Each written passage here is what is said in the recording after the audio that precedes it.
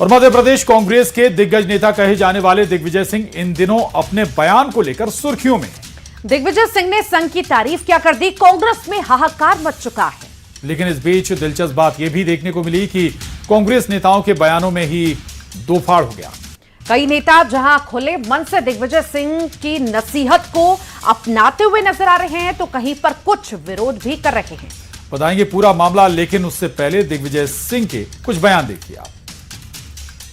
बता दें आपको, दिग्विजय सिंह के अलग अलग बयान समय समय पर सामने आते रहे हैं और दिग्विजय सिंह पहले भी विवादों में रहे हैं अपने बयानों को लेकर। और एक बार फिर वो जब चर्चाओं में तब आ गए जब उन्होंने आरएसएस की जमकर तारीफ कर दी। तो सबसे पहले दिग्विजय सिंह ने 19 दिसंबर को एक पोस्ट किया जिसमें उन्होंने लिखा कि मैं आरएसएस की विचारधारा का विरोधी हूं।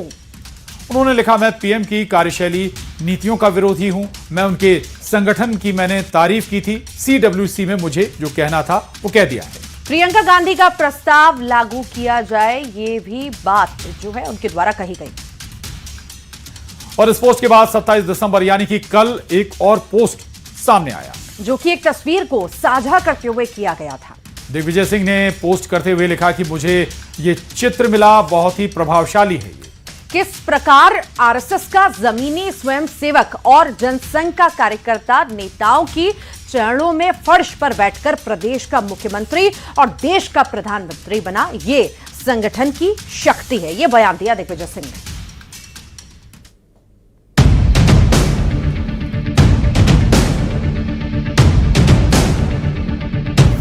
संगठन पर सवाल, कांग्रेस में बवाल। कांग्रेस में कलह, नेताओं की बदली रहा। पोस्ट पर सियासत आई, अब सफाई आई। कांग्रेस के दिग्गज नेता कहे जाने वाले दिग्विजय सिंह के एक बयान ने पूरे संगठन को झकझोर कर रख दिया है। एक तरफ जहां नेताओं ने सफाई वाले बयान देने शुरू कर दिए, तो वहीं कुछ लोगों ने अब खुलकर समर्थन देना भी शुरू कर दिया, जिसके बाद से सवाल खड़े हो रहे हैं कि क्या वाकई एक बार फिर कांग्रेस गुटबाजी से जूझ रही है। मैं भी चाहता हूं कि हमारे संगठन जरा सा मजबूत हो और हमारे संगठन के अंदर तो डिसिप्लिन होना ही चाहिए, तो लॉजिकल है। सिंह जी जो कहते हैं उस पर टिप्पणी करने की आवश्यकता नहीं है। दिग्विजय सिंह जी जो बहुत अनुभवी नेता हैं, वो जो कहते हैं वो उसको समझने की कोशिश। आरएसएस से सीख लेने की जरूरत है। जी नहीं, नेताओं ने एक ही बात को रखा, कैसे पार्टी को और मजबूत किया जाए। आने वाले समय में चुनाव है, असम में है, केरला में, उस पर पार्टी कैसे जीते। ऐसा कुछ नहीं कहा है, मैं उस प्रकरण में नहीं पढ़ना चाहता। उस चीज में ऐसी कोई बात उसने नहीं कही है, लेकिन यह है कि कांग्रेस पार्टी में सब एकजुट है। आज दिग्विजय जी भी थे, शशि थरूर जी भी थे, सारे लोग थे, सब एकजुट पार्टी के साथ सब। इस बीच मध्य प्रदेश और छत्तीसगढ़ के नेता भी कहीं न कहीं दिग्विजय सिंह का समर्थन करते नजर आए। जहां एमपी कांग्रेस प्रदेश अध्यक्ष जीतू पटवारी ने भी माना कि संगठन को मजबूत करने की जरूरत है, तो वहीं दूसरी ओर छत्तीसगढ़ कांग्रेस नेता टीएस सिंहदेव का कहना है कि उन्होंने ये बात 8 साल पहले ही कही थी। कायम रखने के लिए कांग्रेस को मजबूत करने की आवश्यकता है, कांग्रेस के संगठन को मजबूत करने की आवश्यकता है, कांग्रेस के संगठन को घर घर ले जाकर ग्रामीण स्तर पर, बूथ स्तर पर कांग्रेस को मजबूत करने की आवश्यकता है। एक समय था कि कांग्रेस की 36-37 जो हमारे राज्य या यूनियन टेरिटरीज हैं उसमें 20, 23, 24 जगह हमारी सरकारें थी। तो ये अंतर अगर है तो चिंतन की तो जरूरत है। कांग्रेस में संगठन पर उठ रहे सवालों को लेकर बीजेपी ने कहा कि कांग्रेस में 2 फाड़ क्लियर हो चुके हैं। राहुल कैंप और प्रियंका कैंप आमने सामने आ गए हैं। कांग्रेस में अब 2 फाड़, 2 गुट क्लियर हो चुका है। एक है राहुल कैंप और एक है प्रियंका कैंप। और लगातार राहुल कैंप के ऊपर हमले किए जा रहे हैं। राहुल में कोई भरोसा नहीं बचा। राहुल के खिलाफ नो कॉन्फिडेंस मोशन पारित करने का काम एक के बाद एक कांग्रेस लीडर्स कर रहे हैं। दिग्विजय सिंह का बयान और उस पर मिल रहा पार्टी के नेताओं का समर्थन ही काफी कुछ बयां कर रहा है। इस बीच सामने आई ये तस्वीर भी बहुत कुछ जग जाहिर कर रही है। ऐसे में सवाल यही कि क्या वाकई कांग्रेस में सब कुछ ठीक है। Report news 18। और अब बात बंगाल की, यहां पर बाबरी मस्जिद पर हुमायूं कबीर का बयान सामने आया है। हुमायूं कबीर ने कहा कि अयोध्या में मुस्लिम कम हैं, इसलिए मस्जिद नहीं बन पाई। हुमायूं ये भी कहते हैं कि बंगाल में 37% मुस्लिम है, मुर्शिदाबाद में 72% मुस्लिम आबादी है। हुमायूं कबीर ने कहा कि मेरा हक है मस्जिद बनाने का। कोर्ट ने नहीं कहा कि बाबरी नहीं बन सकती। बंगाल में तो 37% मुस्लिम आबादी है, तो 72% आबादी है मेरा मुर्शिदाबाद डिस्ट्रिक्ट में। तो यहाँ बाबरी मस्जिद बने, यहाँ का क्या तकलीफ हो रहा है मैं मालूम नहीं है। मैं किसी को तकलीफ देना नहीं चाहते, किसी को तकलीफ लेना नहीं चाहते। मेरा साफ यही कहना चाहते, जो बाबरी मस्जिद बनाने का मेरा हक है। और वहीं शहजाद पूनावाला ने भी हुमायूं कबीर के बयान को लेकर टीएमसी पर निशाना साधा है। यही बाबरी है, और जो लगातार प्रभु श्री राम को अपमानित करने का प्रयास करते हैं, जैसे कि इनके नेता मदन मित्रा ने कहा कि प्रभु श्री राम मुस्लिम थे, जैसे कि इनके नेताओं ने जय श्री राम का विरोध किया, जैसे कि सायोनी घोष जिन्होंने शिवलिंग का मजाक उड़ाया, जैसे कि इनके और भी नेताओं ने जिस प्रकार से हिंदू आस्था पर चोट की, तो इनके तो मन में बाबरी है। और अगर हुमायूं कबीर बाबरी बनाने की कॉल देते हैं तो वहां की सरकार कर क्या रही है? भाई जागो माँ कोई सिंगर गाती है स्टेज पे, तो टीएमसी के जिहादी कुछ लोग जाकर उसको रोक देते हैं, पिटाई करते हैं। और ये बाबरी जिंदाबाद बोल रहा है इतने दिन से, तो हुमायूं कबीर को जेल में डालो ना अभिषेक जी।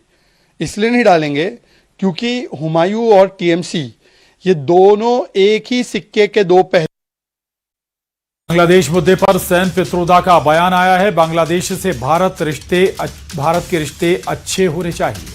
बांग्लादेश के आंतरिक मामलों में दखल ना दे भारत, ये भी सैम पित्रोदा ने कहा। साथ ही साथ भारत में अंदरूनी मसलों में कभी दखल नहीं दिया, ये बयान उन्होंने दिया है।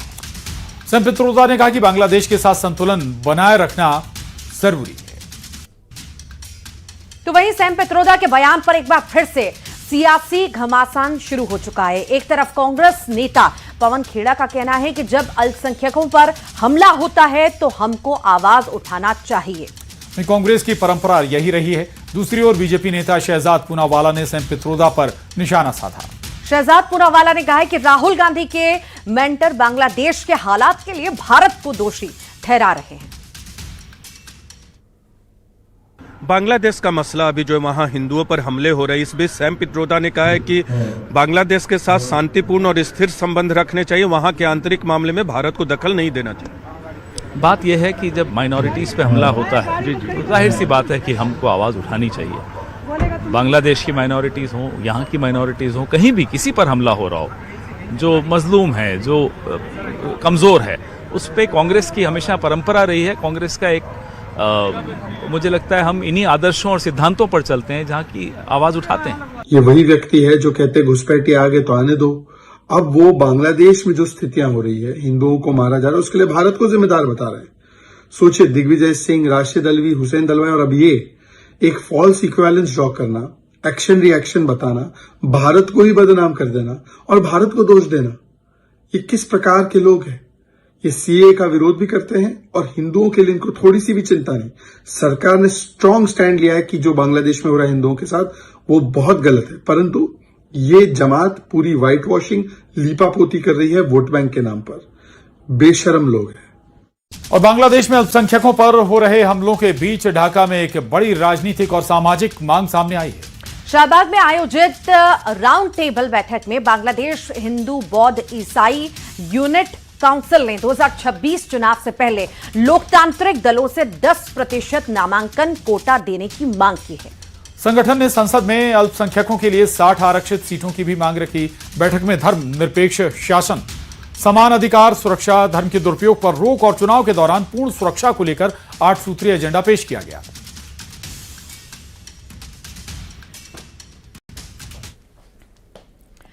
बांग्लादेश में हिंदू अल्पसंख्यकों पर हो रहे अत्याचार और हत्याओं के खिलाफ देश और विदेश में विरोध अब तेज होता जा रहा है। लंदन में बांग्लादेश हाई कमीशन के सामने बांग्लादेश हिंदू एसोसिएशन ने प्रदर्शन कर हिंदुओं की हत्या का विरोध जताया। तो वहीं भारत में प्रयागराज, इंदौर और अहमदाबाद समेत कई शहरों में हिंदू संगठनों ने सड़कों पर उतरकर आक्रोश दिखाया। प्रयागराज में जन आक्रोश पद यात्रा निकाली गई। इंदौर में बीजेपी कार्यकर्ताओं ने प्रदर्शन किया, जबकि अहमदाबाद में भी प्रदर्शन किया गया। प्रदर्शनकारियों ने बांग्लादेश में हिंदुओं की सुरक्षा की मांग उठाई है। सामान्य होना तो बहुत दूर की बात है, सामान्य होने का कोई चिन्ह भी नहीं दिखाई दे रहा। हिंदुओं के खिलाफ हिंसा थमने का नाम नहीं ले रही।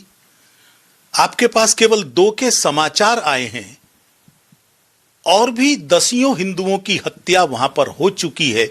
इस तरह के पुष्ट अपुष्ट समाचार मिल रहे हैं। बांग्लादेश हुकूमत अपनी रियाया को लगाम दे और इस किस्म की हरकत न हो, इसकी गारंटी दे कि हम वहां पर किसी भी अक़लियत की मॉब लिंचिंग या उनको परेशान करना, सताना, इस किस्म की कोई हरकत हम नहीं करेंगे।